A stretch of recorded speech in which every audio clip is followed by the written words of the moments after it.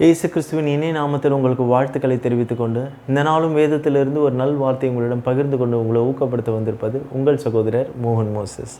இந்த நாளும் நம்ம வேத பாடத்திலிருந்து தியானிக்க போகிற தலைப்பு இன்ட்ரெஸ்டிங்கான டாபிக் தான். என்னோடு கூட நீங்கள் வேதாகமத்தை எடுத்துக்கொள்ளுங்கள். வேதாகமம் இல்லாமல் இந்த காணொலியில் நீங்கள் பார்ப்பது உங்களுக்கு அதிக பெனிஃபிட்டாக இருக்காது.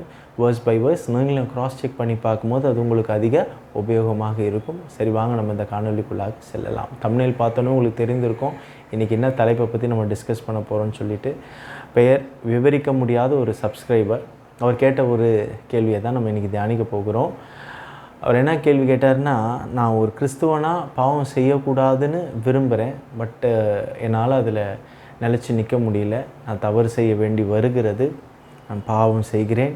மற்ற கிறிஸ்துவர்களைப் போல பரிசுத்தமாக வாழ விரும்புகிறேன், முடியல. திரும்ப திரும்ப பாவத்தில் விழுந்து போகிறேன். இயேசுவுக்கு பிரியமாக அவருக்கு பிடித்தது போல் வாழ விரும்புகிறேன், ஆனாலும் என்னால் அது முடியல. இதை குறித்தே நான் வருந்தியே ஒருவேளை நரகத்துக்கு போய் விடுவேனோ என்ற ஒரு பயமாக இருக்குது பிரதர் அப்படின்னு ஒரு கேள்வி கேட்டிருக்கிறாரு. அந்த சப்ஸ்கிரைபர் கேட்ட கேள்விக்கே இந்த காணொலியை பார்க்குற அநேகருக்கு கேட்க தோணி இருக்கலாம், இல்லை ஒரு துணிவில்லாமல் இருக்கலாம், தயக்கம் இருந்திருக்கலாம்.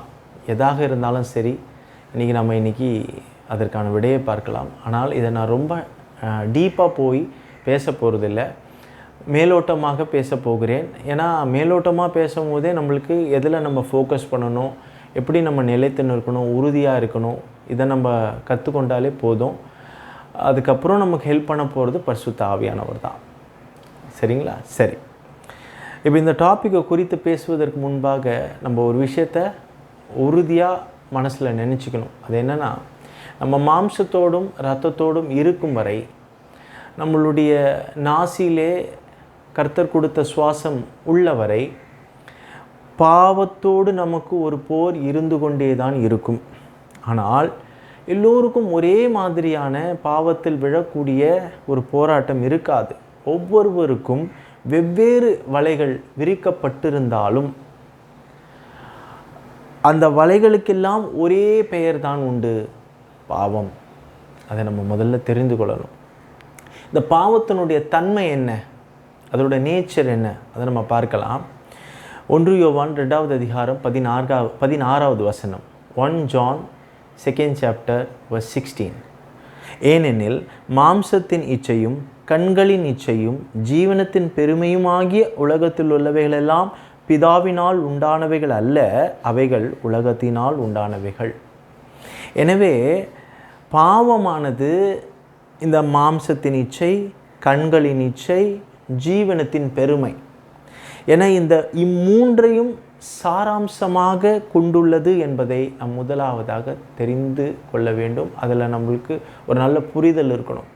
பிகாஸ் இந்த மூன்றும் இருக்குது பாருங்கள், இந்த மாம்சத்தினோட இச்சை, கண்களின் இச்சை, ஜீவனத்தின் பெருமை, இந்த மூணோட எசன்ஸ் தான் பார்த்திங்கன்னா பாவம்.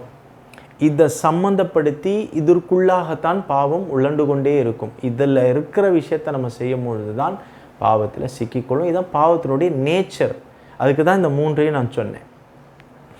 ஆதியாகமம் 3வது அதிகாரம் ஏதேன் தோட்டத்தில் ஆதாம் ஏவாள் தொடங்கி இன்று வரை பாவத்தின் தாக்கம் இந்த பொல்லாத உலகில் இருந்து கொண்டே வருகிறது என்பதில் சந்தேகம் இல்லை.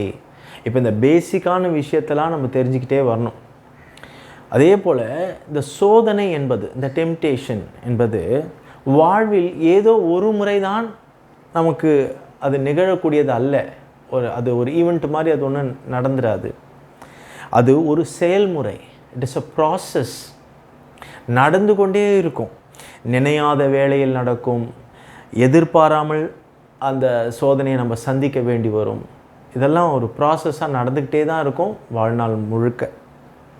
அதே சமயத்தில் பாருங்கள், யாருமே பட்டுன்னு பாவம் செய்து விட மாட்டாங்க, பாவம் செய்துவிடவும் முடியாது. ஃபார் எக்ஸாம்பிள், இந்த வாரம் நீங்கள் திங்கக்கிழமை ஒரு பாவம் செய்துட்டீங்க அப்படின்னா, அதை திங்கக்கிழமையாக நீங்கள் கண்டிப்பாக அந்த நாள் தான் அதை செஞ்சிருப்பீங்க. பட் ஆனால் அதோட மோட்டிவ் அன்றைக்கி இருந்திருக்காது. முன் வாரங்களில் ஒரு வாரமாக அதனை பற்றின தாட்ஸ் உங்களுக்கு இருந்துக்கிட்டே இருக்கும். அதனை பற்றின நினைவுகளே இருக்கும். அதை செய்தால் நல்லா இருக்கும்னு தோணும். அதை குறித்ததான கனவுகள் வரும், அதை குறித்ததான பேச்சுகள் வரும், அதை குறித்ததாக ஒரு படக்காட்சிகளை நீங்கள் பார்க்க வேண்டி வரும். நிறைய இருக்குது.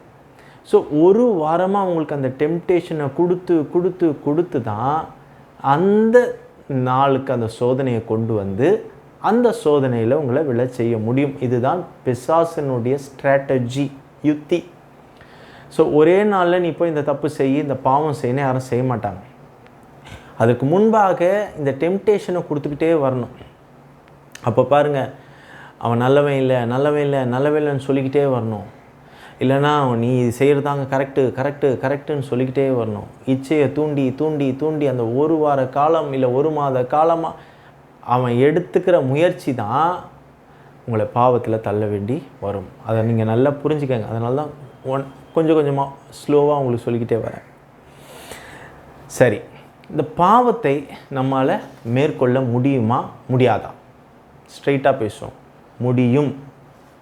ஆனால் எப்படி நம்ம பட்டு பட்டுன்னு ஒரு பாவம் செய்திட முடியாதோ அதே போல் ஒரே நாளில் நம்மால் பரிசுத்தமாக மாறிட முடியாது. again it is also a process. அதுவும் ஒரு செயல்முறை தான். பாருங்கள், நாளுக்கு நாள் பரிசுத்தம் பெற்றுக்கொண்டே தான் நம்ம இருப்போம். பாருங்கள், இந்த டாபிக் பேசுகிறேன், கரண்ட் கட் ஆயிடுச்சு. சரி, கர்த்தருக்கு ஸ்தோத்திரம். இப்போ இந்த மாதிரியான ஒரு சோதனைகள்லாம் கூட வந்துட்டு தான் இருக்கணும். அவனை குறித்ததாக நம்ம வெளிப்படுத்துகிறோம். ஸோ இதெல்லாம் தான் ஆகும்.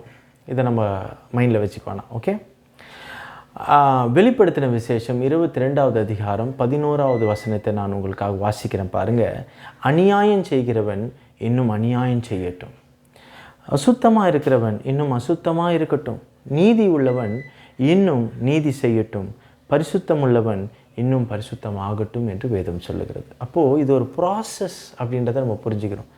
ஸோ ஒரு நாளில் பரிசுத்தமாயிட்டால் நான் பரிசுத்தவான்னு சொல்ல முடியாது. நீ மரணத்தை சந்திக்கிற வரைக்கும் இட்ஸ் அ ப்ராசஸ். ஒவ்வொரு நாளும் பர்சன்டேஜ் கணக்கில் நீ ப்ராசஸில் நீ பரிசுத்தமாகிட்டு, அதுக்கு அளவு இல்லை அப்படின்னு தான் அர்த்தம் வேதம். ஒரு பரிசுத்தத்துக்கு முடிவு இல்லைன்னு தான் அர்த்தம். பரிசுத்தமாக இருக்கிறவன் அப்போ இன்னும் பரிசுத்தமாக ஆகட்டும் தான் வேதம் சொல்லுகிறது. அதை நம்ம புரிந்துக்கணும். இதுவும் ஒரு ப்ராசஸ். ஸோ அவங்கெல்லாம் பரிசுத்தமாக ஆயிட்டாங்க, நம்ம இன்னும் ஆகலைன்னா அவங்களும் ப்ராசஸில் தான் இருக்காங்க, நீங்களும் ப்ராசஸில் தான் இருக்கீங்க. அதை புரிந்து கொள்ளுங்கள். இதுவே உங்களுக்கு ஒரு பெரிய விடுதலை. அதே சமயத்தில் வேதாகமத்தின்படி பாவத்தை வெல்வது அல்லது பாவத்தை மேற்கொள்வது என்பது நம்முடைய பாவத்தை உணர்ந்து கர்த்தரிடம் ஒப்புக்கொண்டு அதை அறிக்கை செய்து அதிலிருந்து விட்டு விலகி தேவ கிருபையும் பரிசுத்த ஆவியானவரின் வல்லமையும் விசுவாசித்து அவரை சார்ந்து கொண்டு நாம் நடப்பதை உள்ளடக்கியது தான் அந்த பாவத்தை நாம் மேற்கொள்வது என்பது. இப்போ புரிந்திருக்கும்னு நினைக்கிறேன். இந்த பொதுவான பாவங்களை விட அந்தரங்கமான பாவங்கள் நீண்ட நெடுநாட்களாக பல காலங்களாக உங்களால் விட முடியாமல் இருக்கும் பாவங்கள் அல்லது என்றோ யாருக்கோ செய்த அந்த பாவத்திற்கான ஒரு குற்ற உணர்வு போன்றவற்றை குறிப்பிட்டு கர்த்தரிடத்தில் நீங்கள் அறிக்கை செய்யுங்கள். உங்கள் பாவத்தை உணர்ந்து தேவனோடு அதை ஒப்புக்கொண்டு அவரோடு ஒப்புரவாகுங்கள். அதோடு அதை விட்டும் விடுங்கள். ரெனவுன்ஸ் பண்ணி விட்டுடுங்க. அவ்வளோதான், முடிஞ்சிருச்சு. வசனம் சொல்லுகிறது 1 யோவான் 1வது அதிகாரம் 7-9 வசனத்தின்படி, அவர் ஒளியாய் இருக்கிறது போல நாமும் ஒளியிலே நடந்தார் ஒருவரோடு ஒருவர் ஐக்கியப்பட்டிருப்போம். அவருடைய குமாரனாகிய இயேசு கிறிஸ்துவின் இரத்தம் சகல பாவங்களையும் நீக்கி நம்மை சுத்திகரிக்கும். நமக்கு பாவம் இல்லை என்போமானால் நம்மை நாமே வஞ்சிக்கிறவர்களாய் இருப்போம். சத்தியம் நமக்குள் இராது. நம்முடைய பாவங்களை நாம் அறிக்கையிட்டால் பாவங்களை நமக்கு மன்னித்து எல்லா அநியாயங்களையும் நீக்கி நம்மை சுத்திகரிப்பதற்கு அவர் உண்மையும் நீதி உள்ளவராக இருக்கிறார். அல்லேலூயா. அப்போது நம்முடைய ஆண்டவர் நாம் அறிக்கை செய்த எல்லா பாவங்களையும் நமக்கு மன்னித்து எல்லா அநியாயத்தையும் நீக்கி நம்மை சுத்திகரிப்பார். இது இயேசு கிறிஸ்துவில் விசுவாசம் வைப்பதன் மூலம் செயல்படுத்தப்படுகிறது. அதை நம்ம உணர்ந்து கொள்ள வேண்டும். அவர் மன்னிப்பையும் பாவத்தின் ஆதிக்கத்திலிருந்து ஏற்பட்ட புதிய வாழ்க்கையும் நமக்கு வழங்குகிறார். அல்லேலூயா. மகிழ்ச்சியான ஒரு செய்தி. பாவத்தை மேற்கொள்ள நாம் கடைபிடிக்க வேண்டிய வழிகள் என்ன? பாருங்கள், முதலாவதாக மத்தேயு 6வது அதிகாரம் 33வது வசனத்தை நான் வாசிக்கிறேன். முதலாவது தேவனுடைய ராஜ்யத்தையும் அவருடைய நீதியும் தேடுங்கள், அப்பொழுது இவைகளெல்லாம் உங்களுக்கு கூட கொடுக்கப்படும். இவைகளெல்லாம் என்ற வார்த்தையிலேயே பாருங்கள், பரிசுத்த ஜீவியமும் ஹோலி லைஃப் நிச்சயம் அடங்கும் என்பதை நம்ம மறந்துவிடக்கூடாது. அப்போ முதலாவதாக நம்ம தேவனுடைய ராஜ்யத்தை தேடுகிறவர்களாக இருக்கும்பொழுது இவைகளெல்லாம் இந்த பரிசுத்த ஜீவியமும் உட்பட நமக்கு கொடுக்கப்படும். அல்லேலூயா. அதே சமயத்தில் பாருங்கள், நம்ம மாற வேண்டும் என்ற உண்மையான விருப்பத்துடன் உங்கள் பாவத்தில் இருந்து நம்ம விலக வேணும். அது ரொம்ப முக்கியம். நம்ம அந்த உண்மையான ரெப்பென்டன்ஸ், மனம் திரும்புதலோடு வேணும். ஏதோ நம்ம அடிக்கடி பண்ணுற மாதிரி இருக்கக்கூடாது. அது வேணும், ஏன்னா அதிலிருந்து விடுதலை ஆகணுன்ற எண்ணத்தோடு நீங்கள் வெளியே வரணும். அதை விட்டும் விலக வேண்டும். இது இருதயத்தில் ஒரு மாற்றத்தையும் கர்த்தரின் விருப்பப்படி வாழ்வதற்கான உறுதிப்பாட்டையும் நமக்கு உண்டு பண்ணும். அல்லேலூயா. ரோமர் 12வது அதிகாரம் 21வது வசனத்தின்படி தீமையை நன்மையாய் வெல்ல வேதம் நம்மை ஊக்குவிக்கிறது. உங்கள் பாவங்களை ஒரு நம்பகமான ஒரு கிறிஸ்துவ நண்பனிடத்திலோ அல்லது போதகரிடத்திலோ அல்லது மென்டர், ஒரு வழிகாட்டி என்று சொல்வாருங்கள்ல, அப்போ வழிகாட்டியிடமோ நீங்கள் என்ன செய்யலாம்? அதை அறிக்கை செய்யலாம். அவசியம் ஆண்டவர் தவிர மற்றவர்களிடமும் அறிக்கை செய்ய வேண்டுமா பிரதர் அப்படின்னு நீங்கள் கேட்டால் அவசியம் இல்லை என்றாலும் கூட பாருங்கள். ஆனால் அப்படி நீங்கள் செய்யும் பொழுது, அல்லேலூயா, கர்த்தருக்கு ஸ்தோத்திரம், மகிமை உண்டாகட்டும், பவர் வந்துடுச்சு. செய்யும் பொழுது பிசாசானவனுக்கு குற்றம் சாட்ட இடமில்லாமல் போகும். அது மட்டுமல்ல, உளவியல் ரீதியாகவும் பாருங்கள் நம்மால் ஒரு விடுதலை உணர முடியும். சைக்கலாஜிக்கலாக நமக்கும் ஒரு டெலிவரன்ஸை நம்மளால் உணர முடியும். அதே சமயத்தில் நல்ல அனுபவம் உள்ள முதிர்ந்த கிறிஸ்தவர்களிடம்தான் ஆலோசனையும் ஊக்கத்தையும் நீங்கள் நாட வேண்டும், எல்லோரிடமும் அல்ல. அதை நீங்கள் புரிந்து கொள்ளணும். அப்புறம் அதுக்கு நான் பொறுப்பாக மாட்டேன். ஓகேங்களா? அதுக்கு பரிசுத்த ஆவியானவர் உங்களுக்கு உதவி செய்வார். பிலிப்பியர் 4வது அதிகாரம் 8வது வசனத்தை நான் உங்களுக்காக வாசிக்கிறேன். பாருங்கள். கடைசியாக சகோதரரே, உண்மை உள்ளவைகள் எவைகளோ, ஒழுக்கமுள்ளவைகள் எவைகளோ, நீதி உள்ளவைகள் எவைகளோ, கற்புள்ளவைகள் எவைகளோ, அன்புள்ளவைகள் எவைகளோ, நற்கீர்த்தி உள்ளவைகள் எவைகளோ, புண்ணியம் எதுவோ, புகழ் எதுவோ, அவைகளையே சிந்தித்து கொண்டிருங்கள் வேதம் சொல்லுது. அப்போது மைண்டை பிசாசானவன் பிடிச்சி வச்சுக்கிட்டு கண்ட ஃபில்த்தியான என்னென்ன தாட்ஸ் எல்லாம் கொண்டு வந்து போட முடியுமோ போடுவான். அப்போ நீங்கள் இயேசுவின் நாமத்தினால் அதை எதிர்க்க நீங்கள் பழகி கொள்ள வேண்டும். எதெல்லாம் உங்களுடைய ஆவிக்குரிய வளர்ச்சிக்கு உதவுமோ அதை நீங்கள் சிந்திக்க வேண்டும். வசனங்களை நீங்கள் தியானிக்க வேண்டும். நீதி உள்ளவைகள் எவைகளோ, பரிசுத்தம் உள்ளவைகள் எவைகளோ, புண்ணியம் எதுவோ, எதை செய்தால் ஆண்டவர் சந்தோஷப்படுவார், எதை நம்ம செய்து ஆண்டவரை பிரியப்படுத்தலாம் என்பதை மாத்திரமே நீங்கள் சிந்தித்து கொண்டிருக்கிறவர்களா? உங்கள் எண்ணம் முழுவதையும், உங்கள் ஃபோக்கஸ் முழுவதையும் வேறு பக்கமாக நீங்கள் மாற்ற வேண்டும். உங்கள் இருதயத்தையும் உங்கள் சிந்தையையும் இயேசு கிறிஸ்துவின் மீதும் சிலுவையில் இயேசு செய்த தியாகத்தின் மீதும் எப்பொழுதும் நிலைநிறுத்துங்கள். என்ன ஒரு சூழ்நிலையில் நீங்கள் அப்படி விழற கண்டிஷனோ இல்லை ஒரு மாதிரி நீங்கள் வந்துட்டு கிவ் அப் பண்ணிட்டோம் அப்படி என்னெல்லாம் உங்களுக்கு என்னத்தை மாயையை பிசாசானம் கொண்டு வந்தாலும் நீங்கள் சிந்திக்க வேண்டியது இதுதான்.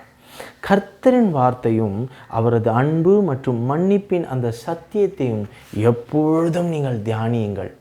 அது மாத்திரமல்ல, நம்முடைய பாவங்களுக்காக கிறிஸ்துவின் மரணம் பரிகாரமாக அமைந்தது என்றும், இயேசு மூலமாக நாம் ஒரு நித்திய வாழ்க்கையை பெற்றிருக்கிறோம், ஒரு எட்டர்னல் லைஃப்பை நம்ம பெற்றிருக்கிறோம் என்பதையும் நம்ம எப்பவுமே நம்ம நினைவில் வைத்திருக்க வேண்டும். நீ இழந்துட்ட, நீ தவறிட்ட, நீ அந்த கிருபையை இழந்துட்டன்னு 1000 முறை அவன் உங்ககிட்ட பேசினாலும் உங்களோட நினைப்பு அதில் தான் இருக்கணும், உங்களோட தியானிப்பு இதில் தான் இருக்கணும். கர்த்தராகிய இயேசு கிறிஸ்துவோடைய மரணம் எனக்கு பரிகாரமாக அமைந்தது என்றும், எனக்கு ஒரு நித்திய வாழ்க்கை உண்டு என்பதிலையும் நீங்கள் உறுதியாக இருக்க கற்றுக்கொள்ள வேண்டும். அடுத்து நம்முடைய ரொம்ப முக்கியமான ஒரு விஷயம் பாருங்கள், நம்மளுடைய சொந்த பலத்தினால இந்த பாவத்தை வெல்லவே முடியாது என்பதை நீங்கள் முதலாவதாக உணர்ந்து கொள்ளுங்கள். ஃபிசிக்கலாக நீங்கள் எவ்வளோதான் அதுக்காக நீங்கள் முயற்சி பண்ணாலும், அதாவது மூளைக்கு எட்டி நான் இந்த மாதிரிலாம் பண்ண போகிறேன், அதெல்லாம் நான் பண்ண போகிறேன் அப்படின்னு நீங்கள் என்னெல்லாம் நீங்கள் பண்ணாலும் நிச்சயமாகவே நான் சொல்லுகிறேன், பாவத்தை நம்முடைய சொந்த பலத்தினால் எதிர்த்து போராட முடியாது. எழுதி கொள்ளுங்கள். யாக்கோப்பு 4வது அதிகாரம் 7வது வசனத்தை நான் வாசிக்கிறேன்.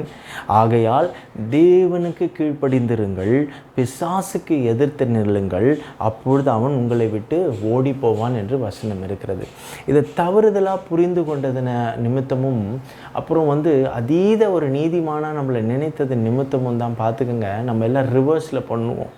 இங்கே பிசாசுக்கு எதிர்த்து நில்லுங்கள்னு இருக்குது, பாவத்துக்கு விலகி ஓட சொல்லுகிறது வேதம்.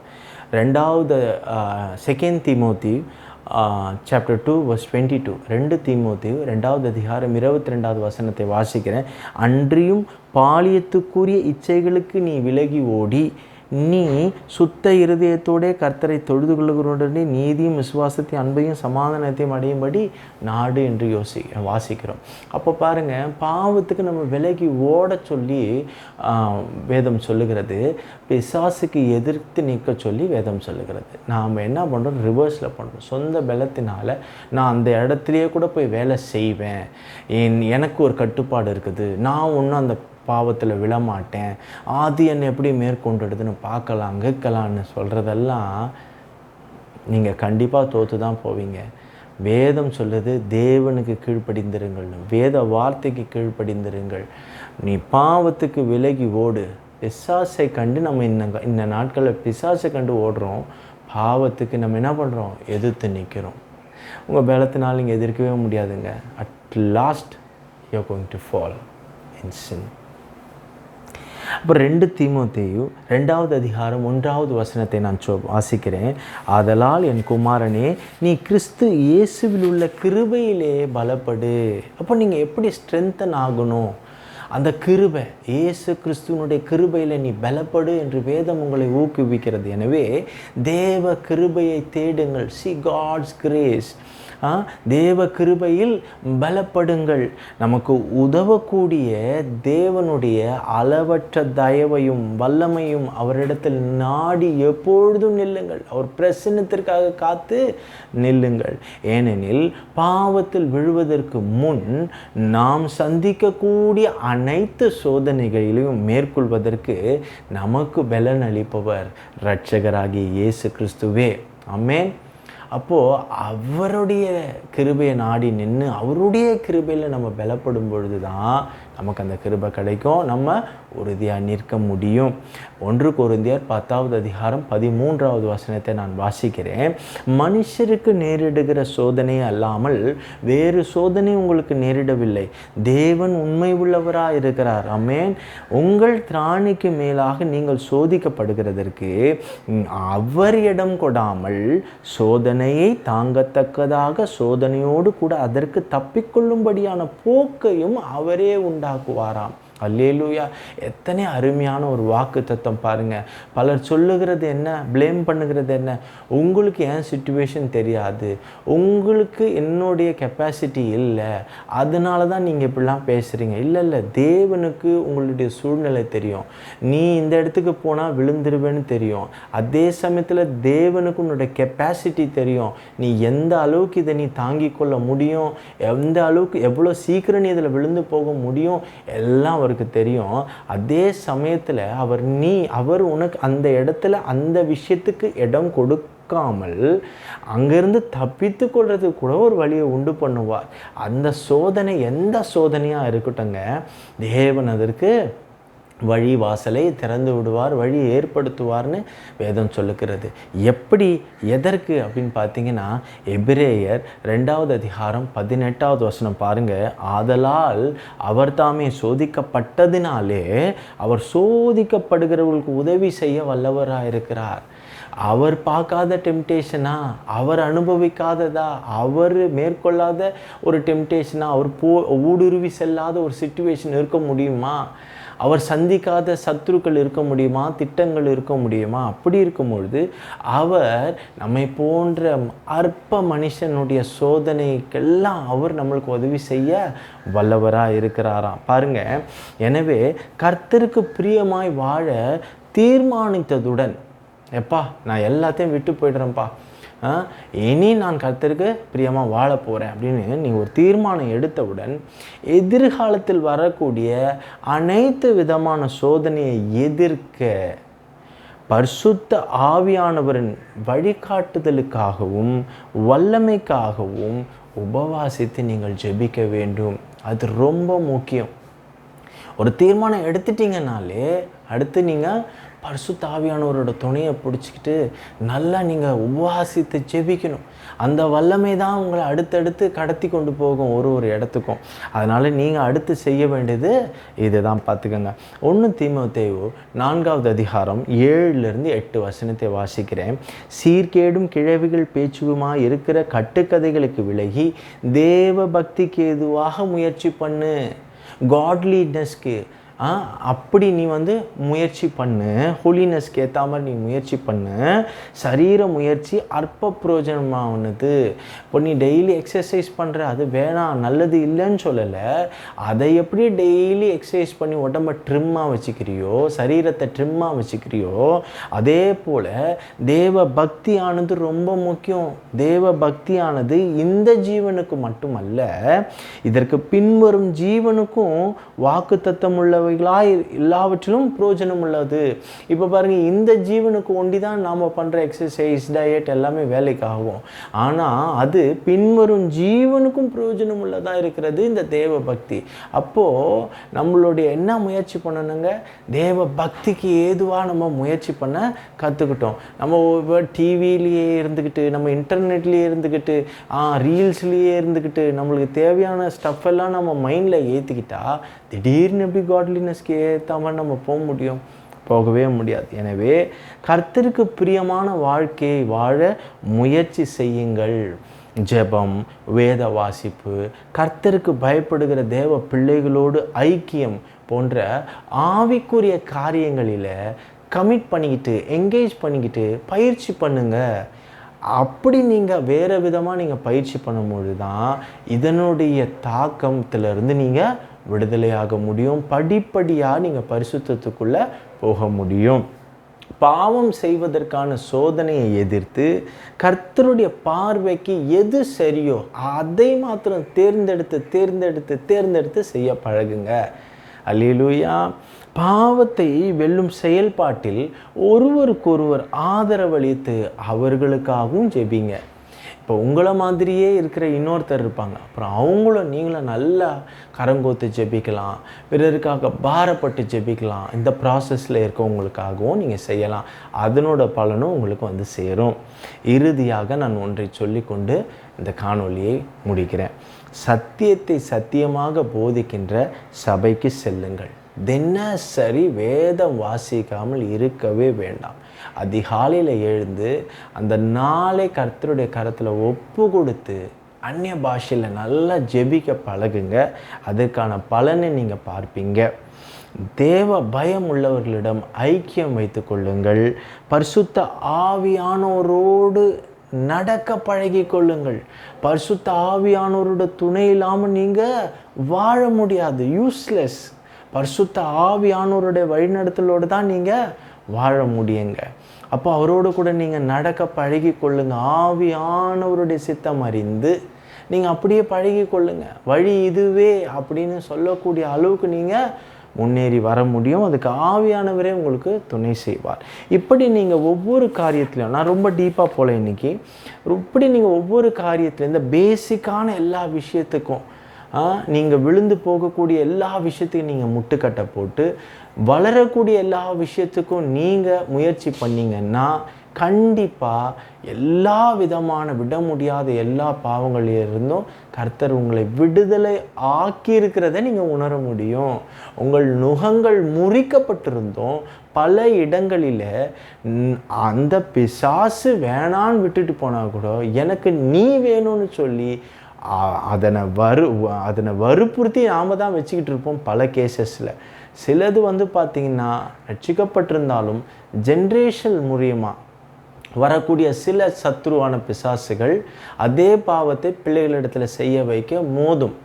அப்பொழுதும் இந்த மாதிரியான நீங்கள் பயிற்சியில் ஈடுபடும் போது காட்லினஸ்க்கு நீங்கள் நேராக செல்லும் பொழுது உங்களுக்கு ஏற்ற பலனை கர்த்தர் கொடுப்பார். நீங்களும் விடுதலையாக நீங்கள் ஊழியம் செய்ய முடியும். அதை நீங்கள் புரிந்து கொள்ளுங்கள். கர்த்தர் உங்களை ஆசீர்வதிப்பாராக.